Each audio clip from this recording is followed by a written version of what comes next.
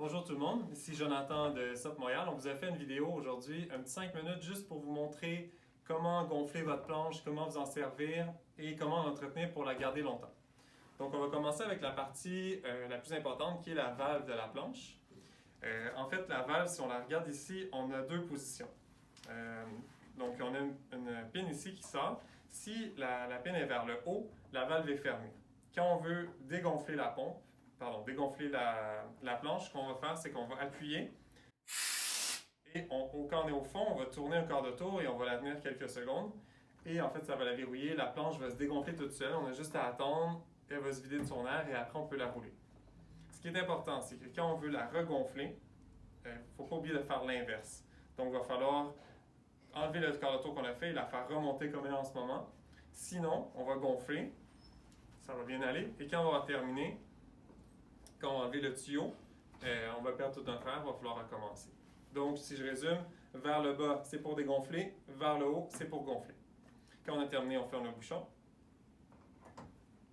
et on est prêt à y aller. Vous pouvez noter aussi que, dépendamment de la planche que vous avez, la pression maximale va être inscrite toujours autour de la valve, donc ça va varier de 12 PSI jusqu'à 20-21 PSI selon la marque. Sur les pompes, vous avez plusieurs parties. Premièrement, on a sur le dessus, on a un manomètre. Sur le manomètre, on voit la pression. Donc, si, exemple, on a une planche qu'on veut gonfler à 15 PSI, on voit ici que 15 est à la fin du verre, mais ça peut varier d'une marque à l'autre. Ça prend une dizaine de minutes environ gonfler jusqu'à 15 PSI, ça dépend de votre rythme. C'est important de savoir qu'au moins la moitié du temps où vous allez gonfler, vous n'allez voir aucune lecture. C'est pas parce que le manomètre est brisé, c'est simplement parce qu'il n'y a pas encore assez de pression dans la planche pour qu'il y ait une lecture ici. Sur la pompe également, on a souvent on a double action ou simple action. À quoi ça sert? En fait, si je viens fermer le bouchon qui est ici, ça va être double action, donc ça va me permettre de pousser de l'air en montant et en descendant. Montant, en descendant, donc ça va être plus rapide. À un moment donné, ça va commencer à être un peu difficile, surtout pour le dos, donc je viens ouvrir le bouchon et là, je vais être simple action, donc ça va juste pousser de l'air quand je descends. Donc, quand je commence, je ferme le bouchon et quand ça commence à être trop difficile, je rouvre le bouchon. On a aussi des pompes, c'est le même système, mais c'est un petit loquet qu'on vient de tourner. Il va être écrit ici, exemple, simple action, double action. Je vais juste le changer comme ça. C'est super simple à utiliser. Vous allez voir aussi que sur la plupart des pompes, vous avez deux côtés. Il y en a un qui va être pour gonfler, un qui va être pour dégonfler. Donc, c'est juste de s'assurer de le mettre du bon côté quand on gonfle. Ça va être écrit souvent ici sur les côtés inflate, deflate, in and out. Ou sinon, vous pouvez l'essayer, vous allez sentir de quel côté l'air sort. Le tuyau, donc on vient le brancher du bon côté. On le visse simplement. Et puis, le tuyau va rentrer dans la valve, normalement, facilement. Donc, on appuie, on tourne. Des fois, quand c'est neuf, ça va falloir demander un petit peu plus de pression, donc bien pousser pour tourner. Ça devrait bien tenir. Si jamais ça ne fonctionne pas, juste à nous dire. On a eu certaines années, exemple, où il y avait des petites corrections ou le tuyau, c'était pas le bon, exemple. Mais bref, juste à nous dire s'il y a quoi que ce soit. Mais normalement, c'est facile. Alors ensuite, on a la leste de sécurité qui est très importante. À quoi ça sert en fait? C'est que si vous tombez de votre planche, vous allez être capable de la rattraper, donc elle ne va pas partir avec le courant ou le vent. C'est un élément de sécurité essentiel, toujours le porter. Vous avez une partie avec le velcro qui va venir s'attacher près de la valve. Souvent, vous allez avoir un anneau en métal.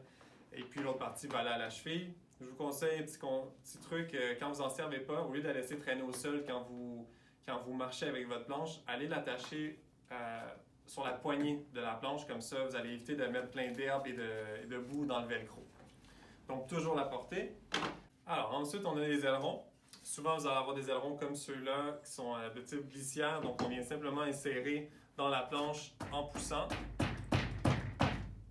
Voilà. Et pour être sûr de ne pas le perdre, on a un petit loquet qu'on vient passer en perpendiculaire et on s'assure de bien le verrouiller. On a aussi les ailerons qu'on va appeler US Box. Donc, sur des planches plus haut de gamme, souvent, c'est avec une vis. On va aussi faire une vidéo séparée pour montrer comment la poser. Ensuite, on a la pagaie qui vient en 3 morceaux, souvent sur les planches gonflables. Il y a différents types, mais souvent, ça va être très simple à monter. Donc, vous avez simplement un petit loquet ici, vous venez l'insérer. Vous assurez que ça soit bien clippé, que ça ne sorte pas. Et puis, l'autre partie, on vient l'insérer comme ça. Et on serre. Peut-être que les premières fois que vous allez utiliser la pagaie, ça va peut-être bouger, elle va peut-être être lousse. Donc, si vous tournez ici, ça ne devrait pas bouger, mais peut-être que même en serrant la clip, ça ne sera pas assez serré. Un peu comme sur un banc de vélo.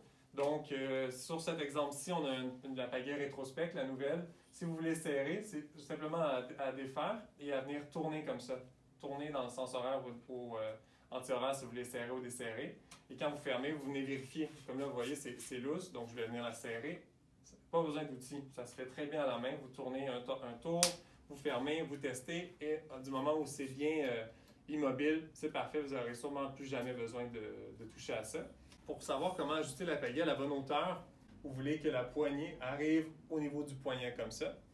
Et après, avec les préférences, des fois, on préfère un petit peu plus court, un peu plus long, mais ça vous donne une bonne idée. Le dernier petit truc, la partie entretien. Si vous voulez garder votre planche longtemps, il y a des éléments à faire très attention. Le pire ennemi de votre planche, c'est le soleil et la chaleur. Donc, exemple, la pire chose qu'on peut faire avec une planche gonflable, c'est de la laisser sur la plage quand on a terminé. En plein soleil, qu'elle chauffe toute la journée, les rayons UV attaquent direct sur la planche, la chaleur fait augmenter la pression dans votre planche. C'est vraiment à éviter si vous voulez garder votre planche des années et des années. Donc, aussitôt que vous allez terminer, ce que vous faites, idéalement, vous avez une serviette avec vous, vous passez la serviette pour enlever le plus gros de l'eau des deux côtés.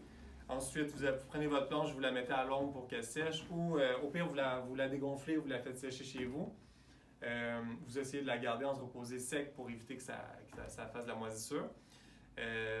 Et puis, côté entreposage, justement, on essaie de la garder dans un endroit qui est sec et qui est tempéré. Donc, on essaie d'éviter de la laisser dans un cabanon qui gèle l'hiver. Si vous êtes où l'eau est salée, exemple, vous êtes dans le Bas-Saint-Laurent, en Gaspésie, vous rincez votre matériel après chaque utilisation avec de l'eau fraîche pour éviter le sel. C'est sûr que sur la planche, il n'y a pas beaucoup de métal, mais quand même, on enlève le sable qui va s'accumuler dans les boîtiers d'aileron, le sel qui va aller sur les pièces de métal qui sont sur la planche. La pagaie en aluminium, il faut enlever le sel absolument et le sable parce qu'à long terme, ça peut faire en sorte que vous serez plus capable de l'ajuster. Même chose pour les ailerons. Toutes les parties, on les rince à chaque fois, c'est l'idéal. Si vous êtes plus dans le coin de Montréal, évidemment, l'eau n'est pas salée, mais c'est quand même bien de la rincer à chaque fois. Si vous voulez nettoyer votre planche, vous pouvez utiliser un savon doux, n'importe quoi, un savon doux biologique, idéalement, vous la rincez. Alors, un petit dernier détail, qu'est-ce qui vous manque? Vous devez avoir une vis de flottaison avec un sifflet. Si vous la portez, c'est tout ce que ça vous prend. Ensuite de ça, on a aussi des accessoires qui sont intéressants, qui ne sont pas nécessairement obligatoires, mais que rapidement, on se dit qu'on aimerait ça les avoir. Sac étanche, on en a des 5 litres, on a des 20 litres. Vous mettez vos clés, vous mettez votre téléphone, vous mettez une collation là-dedans. Au pire, si le sac tombe, il flotte et c'est 100% étanche. Évidemment, protection solaire, casquette, crème solaire, on en a ici à la boutique. Et peut-être qu'avec le temps, vous allez vouloir aussi avoir une pompe électrique. Donc, des fois, quand c'est canicule, c'est quand même intéressant de ne pas avoir à pomper à la main. Malgré que c'est un bon échauffement, mais bon, des fois, avec le temps, on se dit qu'on aimerait ça avoir une pompe électrique au cas où. On a ça à la boutique. Pour conclure, donc, s'il y a quoi que ce soit, n'oubliez pas que vous pouvez nous contacter, que ce soit pour des pièces de rechange, des réparations, les garanties, on s'en occupe pour vous, on a tout ce qu'il faut. Vous pouvez nous contacter sur Facebook ou courriel, téléphone. On va mettre les liens dans le texte en bas du vidéo. Ou sinon, vous pouvez chercher sur notre site web montrealsub.com. Vous allez avoir tous les détails, mais bref, on est là pour vous. Et puis, on va surveiller notre chaîne YouTube. On va faire des nouvelles vidéos avec des trucs, des conseils et des questions qu'on se fait poser le plus souvent. Donc, merci!